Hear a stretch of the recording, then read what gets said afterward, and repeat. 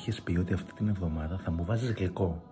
Μου είχες πει ότι αυτή την εβδομάδα θα μου βάζεις γλυκό και πήγες και επίτηδες το κάνεις.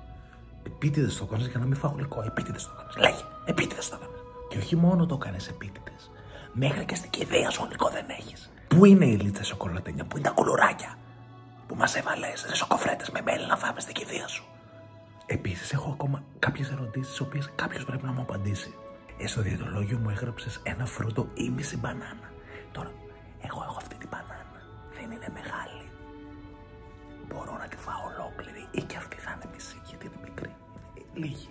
Θα τη φάω ολόκληρη, Και επειδή δεν ξέρω πότε θα σε ξαναδώ, έχω φέρει και τη σιγαριά μαζί. Μισό λεπτό. Τώρα περίμενε. Θα σε χυστώ. Και θα σου πω τώρα, περίμενε.